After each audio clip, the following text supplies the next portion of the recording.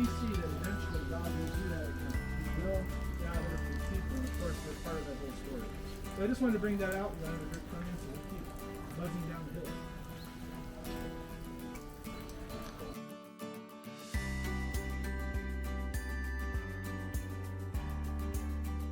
Punching the olive, and you put the olive in the sack, and the sack you put it on top of the pit, and then you take branch of wood, put it on the hole, on top of the sack, with the weight, stone weight, and then the pressing. And this is what we call the cold press, and then we have olive oil. And for what we need olive oil, they're not producing a lot of olive oil, just a little bit. So what we need that olive oil. Okay, we'll talk about that later. Here, in this room, what we have in this room, you can see the platform, and you can see the channel going out from the corner there all the way where we're standing. That's where we build an altar to sacrifice animals. Okay? And it's very interesting. Sacrifice animal. When you sacrifice animal, altar was built by stone on this platform. This platform is 3 feet on 3 feet plus minus, and this is the platform, and then the sacrifice animals here in this place. The room there, it was a storage room, and of course they take the olive oil jar and put it there, different kind of jar, they put it there in this room. I would think that it's very, very interesting. Then you can just walk around and take a photo if you want. If you're looking here, we can see a pillar. And what is the meaning of the pillar? One took a flat stone and set up as a pillar. Okay? And this is very, very, very interesting, because if you go to Genesis 28, Genesis 28 is example about what we have here. What it's meant? It's meant that in Genesis 28 they're talking about Jacob. He walking to Haran, from Beersheba to Haran, and on the way is the sunset, and he need to sleep. So he take one of the stones and he sleep on that stone, and then he dreamed. Jacob dreamed, and then dreamed. The angel came up and down through the ladder, and they get a promise about what happened, what's going to happen to his children, his people, further. So this land, we're going to give it to you, and all that kind of information. And then Jacob wake up from his sleep and say, oh, surely God is here in this place, and I didn't know. And then he set up the stone as a pillar, and he anointed that pillar with olive oil. He put olive on the top of the stone. So what he did, he worshiping God when he put an olive oil on the top of the stone, because later he says in verse 22, this stone that they set up as a pillar, this is the house of God. So what it means, the house of God, is the stone, is the pillar that we have a connection with God. And this is very, very, very important when you understand the verses, the Bible verses, and the finding here in this place. Other thing that is important, this area, this place, we're talking about Jerusalem. Who was the king of Jerusalem in that time? Melchizedek. So we're talking about Melchizedek, king of Shalem, who was high priest to one God, Kohen Le'el Elyon. So if he was Kohen Le'el Elyon, if he was high priest to one God, which way Melchizedek worshiping God? We're in Jerusalem. So this not belong to Jacob. I gave Jacob just to understand what we have here in this place. Okay? Okay? This is very, very important. Okay? And then Abraham gave to Melchizedek a tithe. Why give him a tithe? Because he was a nice person? No. Because they're worshiping God in the temple. And where we worshiping God in the temple? In this place where we are. How we know it? Why we say that this is this place? Because I'm taking the finding with the dating of the finding with the biblical story. For example, I'm taking the finding, the pottery that we found here, and that pottery tells us that this place was built in the 18th century BC in the time of Melchizedek, by the pottery, by the layer of the pottery. Before, a few years ago, they did carbon-14 dating. In the carbon-14 dating, they also found that the layer never lined, because the layer is a layer. So when they did the carbon-14, also we are saying that this will go back to Melchizedek time, to the Middle Bronze period. So we're taking the carbon-14 dating, we're taking the pottery that we found, all that where we understand the conclusion that this was built in the Middle Bronze period. Okay? When this area ends, no one using that anymore, in we're talking about the end of the 8th century BC, when King Hezekiah said, "No more worshiping in my kingdom. If you want to worshiping God, go to Mount Moriah." And this is what we're talking about. The end of this place in the 8th century BC. The beginning of this place is in the 18th century BC. Okay? Melchizedek time, King Hezekiah time, and between we have all the time people worshiping here. We found some inscription, go back to 15th century, 13th century BC. We know that in the time of King David, the Ark of the Covenant was putting in above the Gihon Spring, and above the Gihon Spring, this is the place where we are. Okay?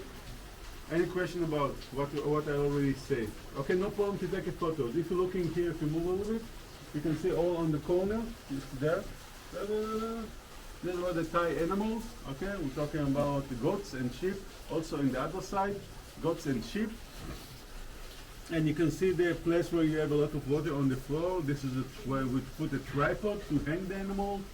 And hanging the animal. Why you need to hang the animal? For skinning the animal, because the skin going to the priest, and then you cut the animal between the people, and then on the altar.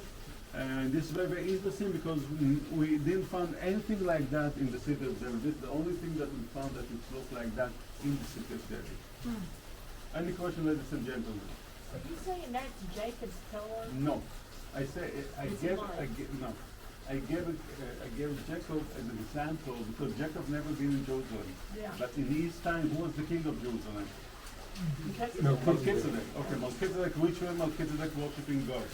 He took a stone, he put it as a pillar, he took olive oil, he anointed the stone, he sacrificed animal. This is the place where he started believing one God. This is the place where he started worshiping one God. Okay? And this is the beginning of worshiping God as a temple. Because everyone sacrificed a lot of animals for God. Even on Mount Moriah, sacrificed for God or whatever. We are not sacrificing animal on the altar. We worshiping God as a temple. This is two different things. So when talking about how many temples we have in Jerusalem, we have the Melchizedek temple, we have King Solomon temple, and we have the temple was building by Ezra and Nehemiah over there when they back from Babylon, and later they built it again, King Herod, but they started in the end of the 6th century BC. Okay, we good? Yes, Rhonda. Okay, I have 3 questions. Yes, one. First question is, where is the room where the pottery was sealed up? Which room here? Which room was the pottery sealed up? Which pottery? Wait. The pottery that you opened it up and you found the Melchizedek. Okay, the room is here, Right there. Okay. right there. Second Yes, second. question is this the place that that David brought the tabernacle in when his wife was criticizing him for dancing? Yes, I think yes, he was here somewhere. We don't know exactly, So this but is where yes. he would have brought the tabernacle. I don't think in this room, but he's here in this area, in this worshiping place. Yes. Okay. 3, what Yes. are the plans of the Israeli Antiquities Department for this place right now? I don't know. I don't know. Maybe in the future they will open it for the public in that way or that way. You must understand that the people have different kind of people can have that different kind of idea. As you know, archaeologists, one archaeologist and one finding in the excavation and one other theory about what we have here.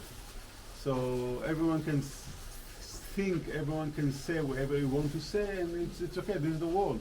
I cannot controlling everyone, but as a man that this excavation is my excavation, I found what I found here because I did the excavation here. This is what I'm thinking about what we found here in the place. The other people can say whatever they want. Yes, random. More questions? That was it. Okay, thank you. Ladies and any questions, ladies and gentlemen? So, Yes, sir. was Melchizedek ruling over the Jebusites or they No. came later? No. Melchizedek was in the time of Abraham. We're talking about the Canaanite time. Okay. We go with 3,800 years, 3,700 years ago. Let's say 800 years before the time of King David, and a few hundred years before Moses' time. We're talking about Abraham time. Okay. There were no Jebusites here. No, Jerusalem is from the time of King David. It's late Canaanite, let's say that way. Okay. Okay? More questions, ladies and gentlemen? Any theories on who Melchizedek was as a person, like Shem or Yeah, he said, there's a lot of think about Melchizedek. Who was Melchizedek? Some say it's named Shem, and some say different kind of idea about who was Melchizedek. But he was the king of Jerusalem, and we are in Jerusalem in the time of Melchizedek. And this is the important, the finding and the understanding the Bible together. Okay, ladies and gentlemen, if you want to take a photo, and then we'll start to move. Thank you very much.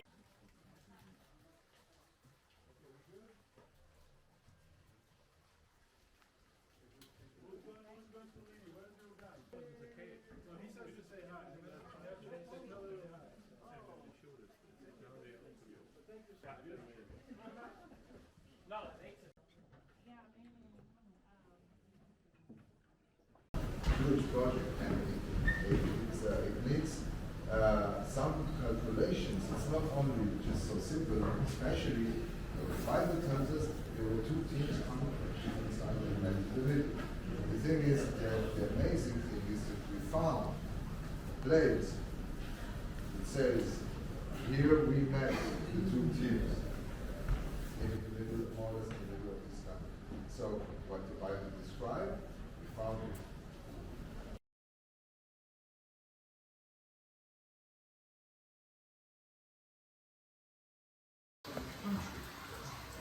Literally, Jeroboam's king, Israel's people, 2 generations of Israel, 2 generations of David.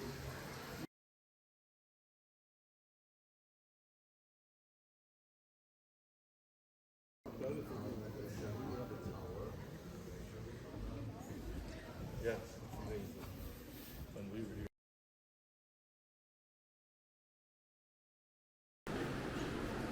Are you okay? I've got like these stupid slippery sandals on, I'm trying to be like biblical. an idiot. I'm trying to pick up these stones.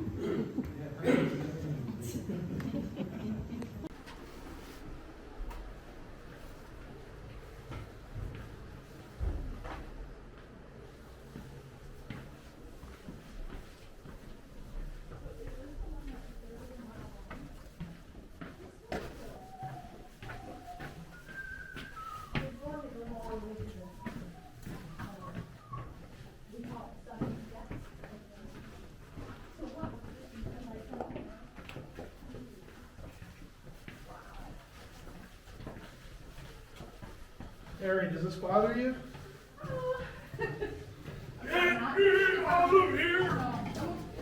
This one's well lit and very roomy. The drainage ditch is different though. Oh, look. You even have a board. So what was Hezekiah? What did he do with this tunnel? Not this one. This is the Canaanite. The wet tunnel, he connected it to the water down to Pool of Siloam. Okay. In the Bible, it's known as the lower pool. So this was the Canaanite tunnel. This is the Canaanite. And this brought water to This- where? It didn't bring water anywhere. This isn't. This is what an some people would access. say is how David got in. This is how David got in. Well, some people. I mean, Okay. we knew he got in somehow. This is from the Canaanite time. So most of the cities had a secret outlet, like way out. They just dug it out. I didn't hear it by hand. I'll let the girls Cigarette smoke. Say, That's So biblical. fresh. that expands. By this you shall know you were at the exodus.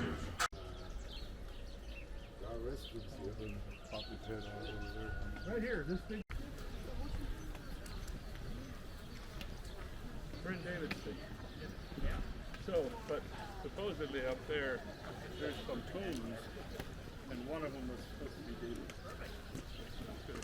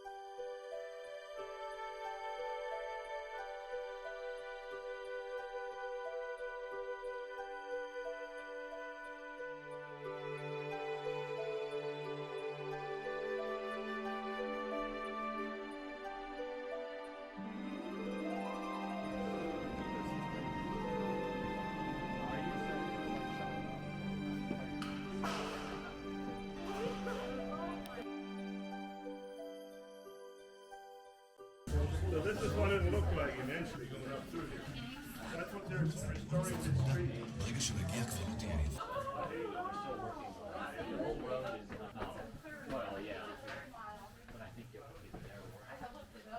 I remember Yeah, this ain't bad. Just wait. Poor Ellis Ah, poor Ellis. and Matt. Brevin. Yeah. But the guys that are wider are gonna. Yeah, what about me? But not both.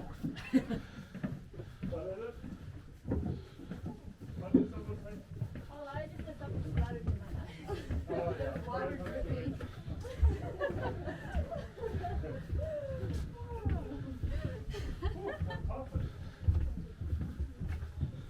Watch out for falling rock. So this used to be a city, there's houses, stuff built right over house. So this is like the main road. No, The main sewage road. This is great. We're getting a little wet here. And we're getting raindrops from above.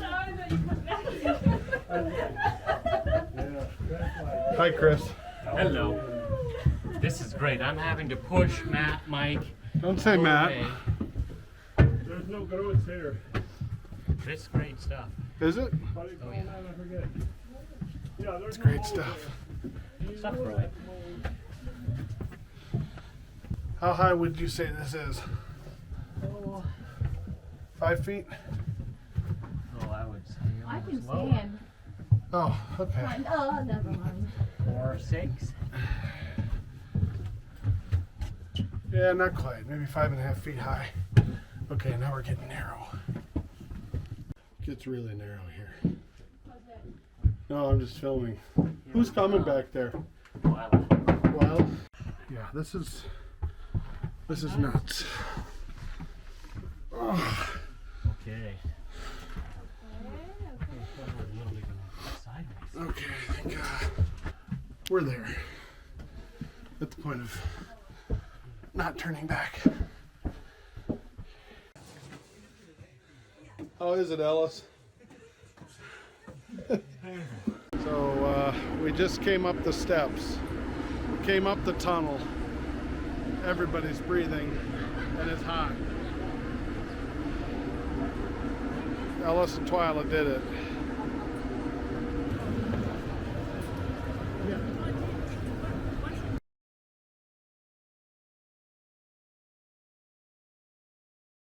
It's like it has the same look.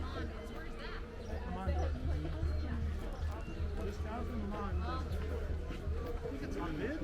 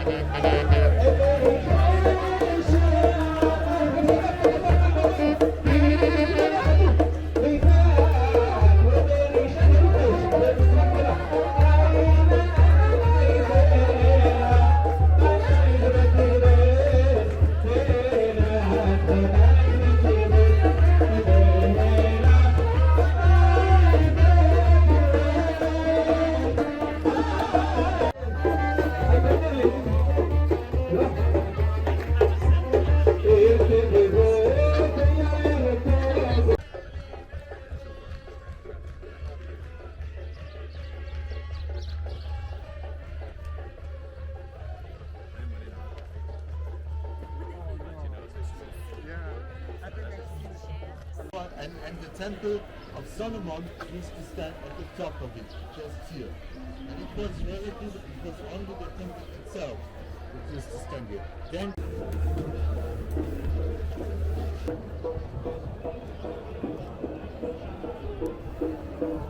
Jesus would have walked right here.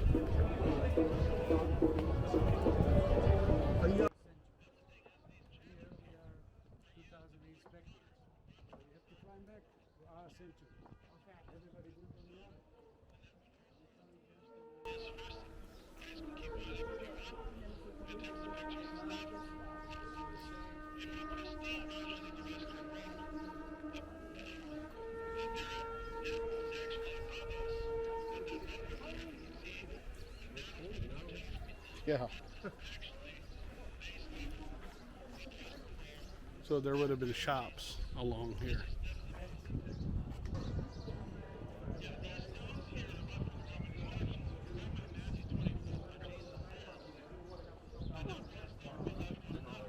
Over here in the corner was the place of the trumpeting. And you can see the stuff, there's a replica of a stone to look at down here. Seen the original in the museum. This was what you would call the pinnacle of the temple. The trumpet, the shofar blower would announce the end of the day, sundown, Shabbat warning, festival warnings, anything like that related to needing to send an alert out that happened at the place of trumpeting. The other story that we hear about is that James the Just, this is early church history, was taken up there, and I forget the exact story, but they were trying to put him to the test of some sort. They ended up killing him, but he was considered a righteous person, but he was also taken to that place. Now, we read in the Bible that Jesus was taken to the pinnacle of the temple by Satan, right? And that was probably the highest point, because you have on this side an upper chamber that goes over. Solomon's portico was in the front side, but you had this upper chamber on this side, and the comfort stone was higher than that yet. So it was the highest point that you could get to, other than going into the temple itself. So either Jesus was flown to the pinnacle of the temple, or he went up to the actual top. But we'll go down and we'll look at this temple stuff. I just want you to take pictures and experience this, because this is street level in Jesus' time. This is much better, more authentic than the hotel, which is up, again, very far on the wall. So, and then again, this is like a little shopping mix along the street.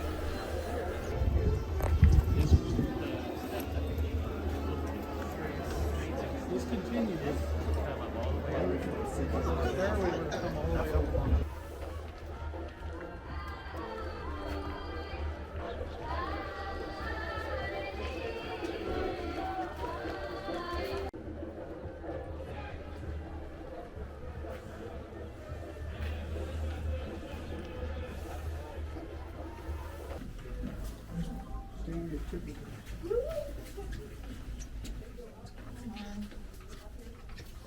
I'm dizzy. Oh no, I just want to with you. Okay, well, we're gonna just have to do the Take care of your head. the chomp. Take care of your head. Yeah. That's kind of cool. Oh wow.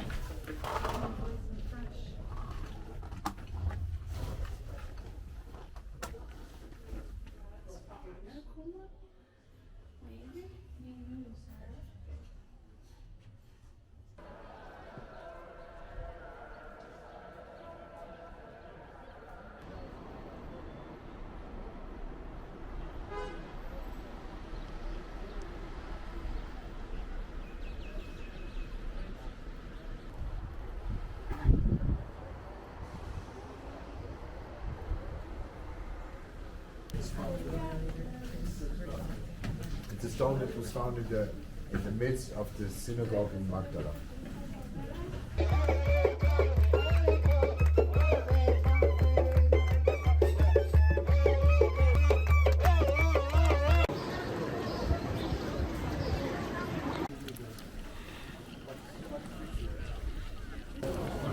Basically, this is, you can see it's bedrock, and it's smooth. Dr. Widener, his theory is this is where the threshing floor once was, because you can see sharp rock. The other thing that we can see is the eastern gate is right in front of us. Right, so you see the back side of the gate. Now, the gates weren't exactly the same in that time. The gate did lead out here in that direction, whatever. But this is kind of more the area. Josephus said that when you stepped outside the door, you can see out the eastern gate.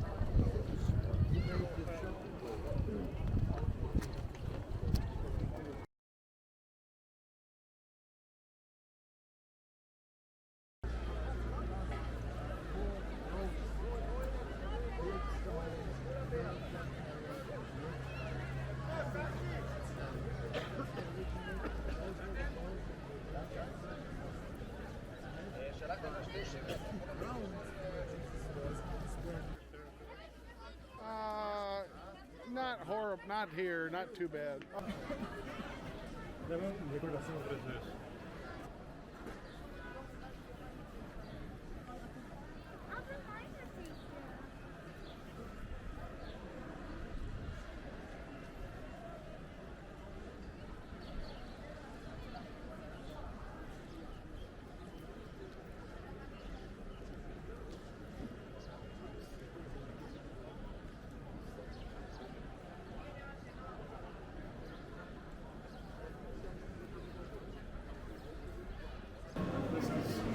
Winter, summer, this is where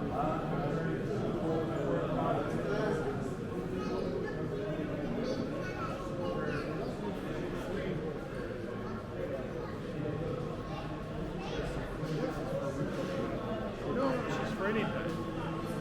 This is where they'll sit down and pull books and shit.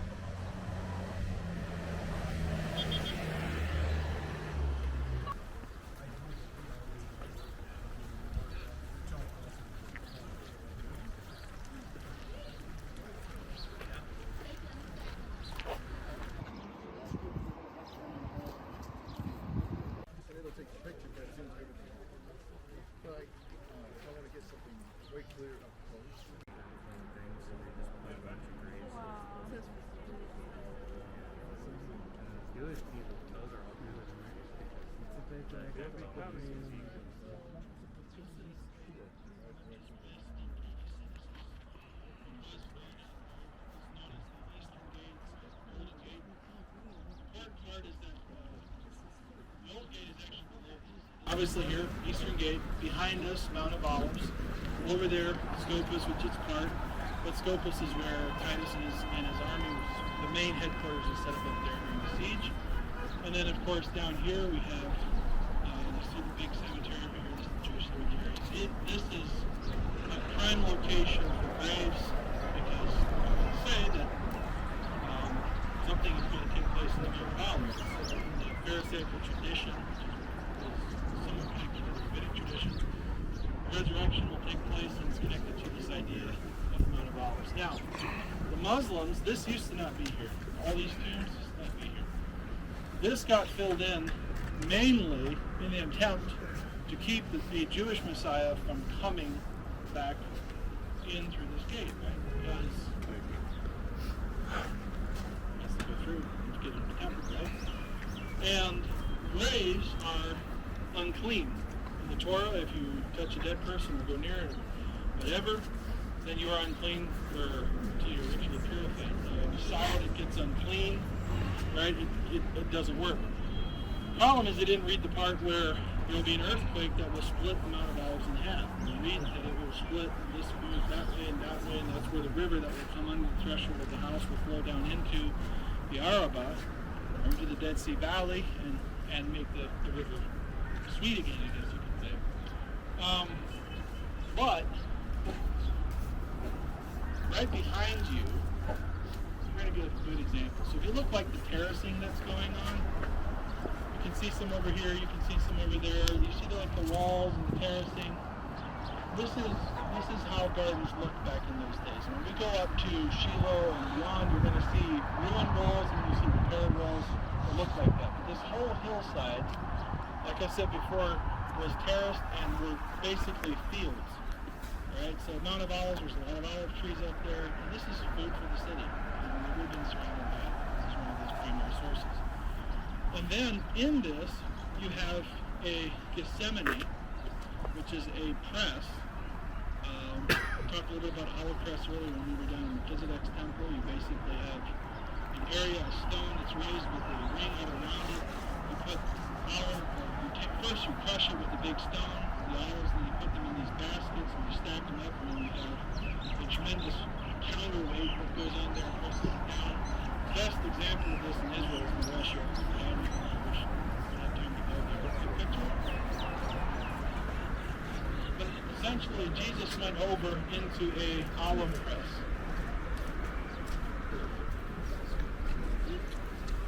You have a screw type and you have a weighted type. Actually, in Katzrin, they have a working model of these that are pretty cool too. And he said to them, "Do you hear what these children are saying?" Yes. Yeshua said to them, "Haven't you ever read, out of the mouths of babes and nurse and toddlers you have prepared a place for yourself?" Then he left them and went out of the city to Bethany, which is across the hill, down in the valley, and he spent the night there. And early in the morning, as he was returning to the city, he became hungry. Seeing a lone fig tree by the road, he came to it and found nothing on it except leaves only. And he said to it, "May no fruit ever come from you again." And the fig tree shriveled up at once.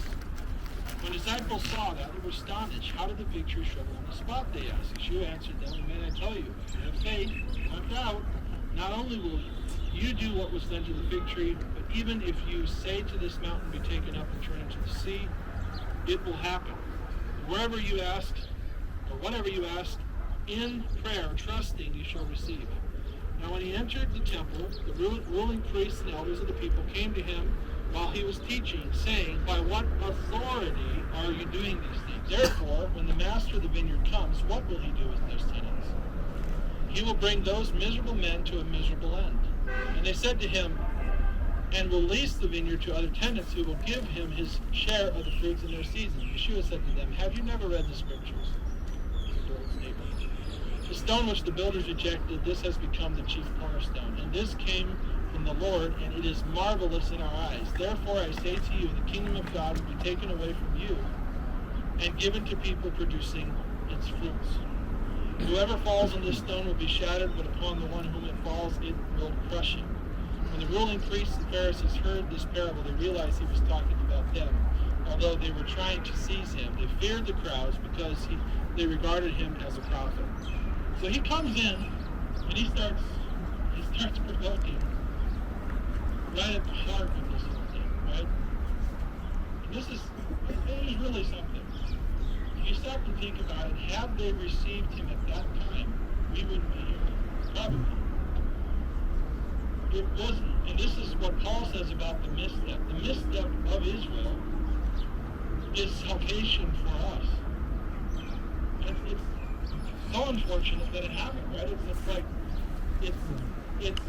it's difficult for us to understand the ways of God.